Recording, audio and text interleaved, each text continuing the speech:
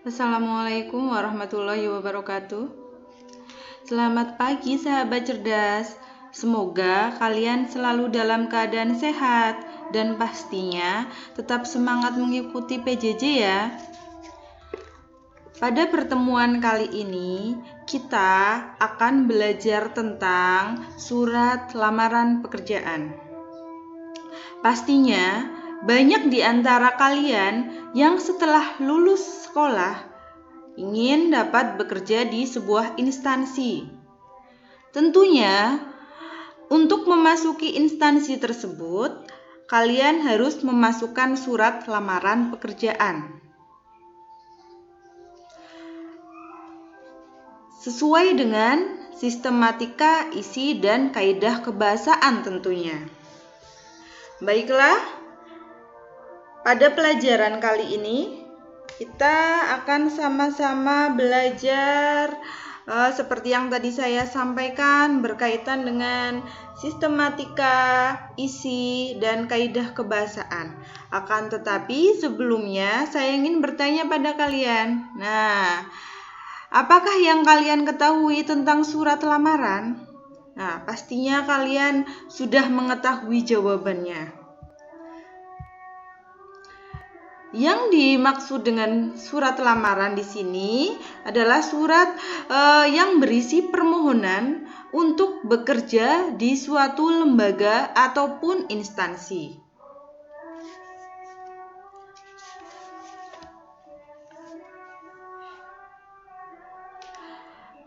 Untuk itu, kita pelajari satu persatu dan kalian simak baik-baik ya. Kita mulai dari yang pertama, kalian harus mengetahui apa saja sih sistematika surat lamaran itu. Nah, kita mulai. Untuk sistematika surat lamaran ada 9. Yang pertama yaitu adanya tempat dan tanggal pembuatan surat. Kemudian yang kedua adalah hal dan lampiran. Yang ketiga adalah alamat surat. Kemudian yang keempat, salam pembuka. Yang kelima, alinea. Kemudian yang keenam, ada isi. Kemudian yang ketujuh, ada penutup. Kemudian yang kedelapan, ada salam penutup. Dan yang terakhir, di sini ada tanda tangan dan nama terang. Itu berkaitan dengan sistematikanya. Kemudian berkaitan dengan kaidah kebahasaan dalam surat lamaran. Biasanya dalam surat lamaran di situ untuk kaidah kebahasaannya di sini banyak menggunakan kata sapaan ataupun kata ganti. Ini materi kelas 10 ataupun kelas 11 sudah seharusnya kalian mengingatnya. Kemudian yang kedua di sini ada pilihan kata atau diksi dan struktur kalimat. Kemudian yang terakhir ada ejaan. Oke, kita simak baik-baik. Kita mulai lagi dengan sistematika. Di sini sudah ada contoh surat lamaran pekerjaan. Silahkan kalian lihat dengan baik. Sesuai dengan sistematikanya tadi, yang pertama adalah dimulai dengan adanya tempat dan tanggal pembuatan surat. Untuk tempat dan tanggal pembuatan surat, ini untuk penempatannya dapat ditempatkan di pojok kanan atas. Di sini tanpa adanya tanda baca titik di akhir, ya, tidak ada tanda baca titik. Di sini ada binangun karena nama tempat, B-nya huruf kapital, kemudian tanda baca koma 17 Juli 2020 tanpa adanya tanda titik. Saya tekankan lagi. Kemudian yang kedua yaitu ada lampiran dan hal. Nah, untuk lampiran dan hal, kata lampiran itu tidak boleh disingkat seperti lam. Nah, misalkan lam, penulisannya hanya lam titik, itu tidak boleh seperti itu. Kemudian di sini lampiran titik 2 5 lembar misalkan. Di sini untuk 5 lembar itu tidak boleh menggunakan angka, tapi harus ditulis menggunakan huruf. Oke, lanjut ya. Sistematika yang selanjutnya di situ yang ketiga adalah alamat surat. Nah, dalam alamat surat ini tidak boleh menggunakan kata kepada.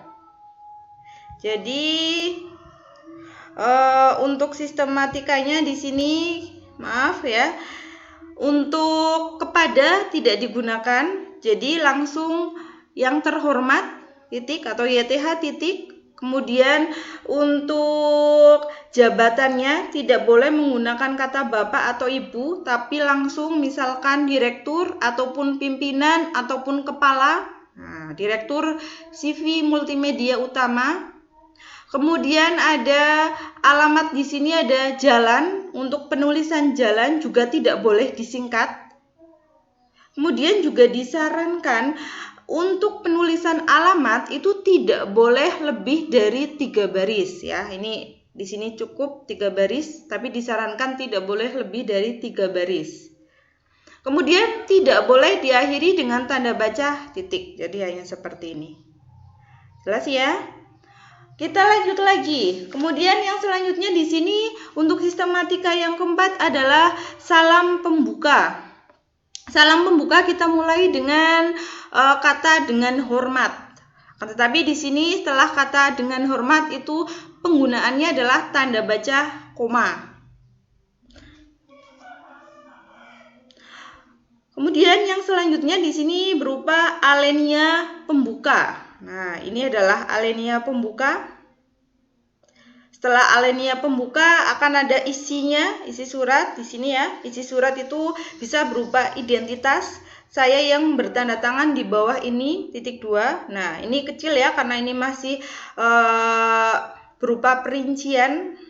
Ini N-nya kecil, T-nya kecil, jenis kelamin J-nya kecil, dan seterusnya.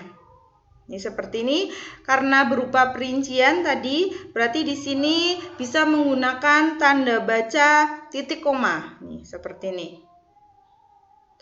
Dan diakhiri dengan kalau perincian sudah selesai, tanda bacanya adalah titik. Yang selanjutnya, nah, di sini ada masih diisi hal yang menyatakan lampiran. Dalam lamaran pekerjaan terdapat beberapa lampiran tentang syarat yang diminta oleh lembaga atau instansinya. Jadi di sini disesuaikan dengan permintaan dari lembaganya. Contoh di sini ada fotokopi jasa, daftar riwayat hidup, surat keterangan kelakuan baik, dan lain-lain. Ini berupa rincian. Ini tanda bacanya titik 2. Di sini penggunaan hurufnya adalah huruf kecil. Juga jangan lupa di akhir perincian ini ada tanda baca titik koma. Kalau sudah selesai, di akhir perincian ada tanda baca titik. Kemudian yang selanjutnya yaitu penutup.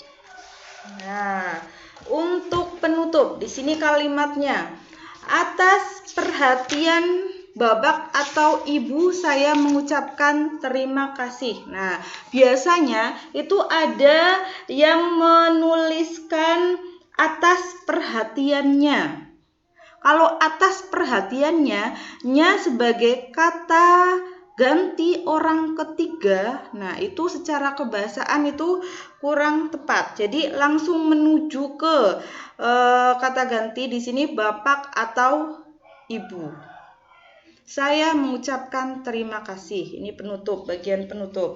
Kemudian yang selanjutnya adalah salam penutup. Salam penutup. Di sini ada hormat saya. Hormat saya, tanda baca koma. Kemudian yang terakhir ada tanda tangan. Tanda tangan ini kurang tanda tangannya, ada tanda tangan dan nama terang.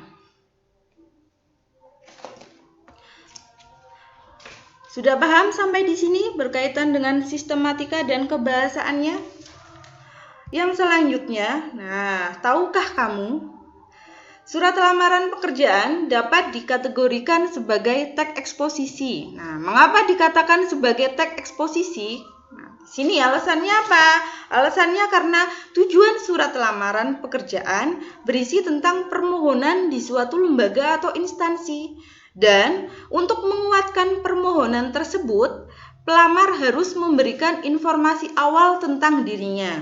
Setelah itu, baru mengajukan argumentasi yang kuat untuk meyakinkan pemimpin instansi tersebut. Jadi, di sini surat lamaran pekerjaan masuk atau dapat dikategorikan sebagai teks eksposisi. Nah, dalam teks eksposisi itu terdapat strukturnya. Tadi surat lamaran dapat dikategorikan sebagai teks eksposisi. Nah, teks eksposisi di sini ada strukturnya. Yang pertama adalah pernyataan umum atau tesis, kemudian ada argumentasi, kemudian ada penegasan ulang. Nah, ini ada contohnya pernyataan umum. Kemudian ini adalah bagian argumentasinya, kemudian adalah penegasan ulang. Silahkan kalian baca sendiri. Apabila nanti ada pertanyaan, nanti bisa ditanyakan, bisa komen di komentar kelas ataupun bisa japri lewat WA. Kemudian yang selanjutnya di sini untuk penjenisan surat lamaran. Surat lamaran di sini dapat digolongkan menjadi dua. Yang pertama adalah surat lamaran pekerjaan dengan daftar riwayat hidup yang tergabung. Jadi istilahnya di sini adalah model gabungan. Kemudian ada juga surat lamaran yang daftar riwayat hidupnya itu terpisah. Jadi cara ini disebut sebagai model terpisah.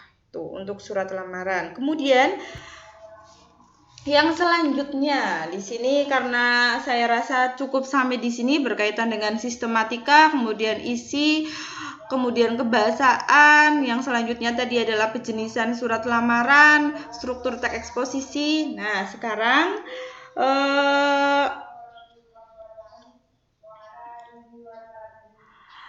untuk menunjukkan bahwa kalian itu sudah paham, ini di sini ada tugas. Bacalah dengan cermat contoh surat lamaran berikut. Jadi di sini ada 2 surat lamaran.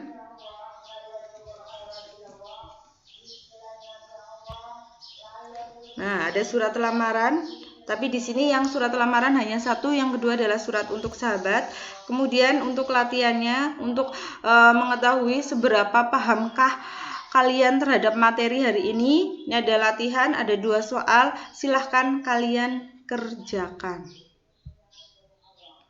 Terima kasih. Wassalamualaikum warahmatullahi wabarakatuh.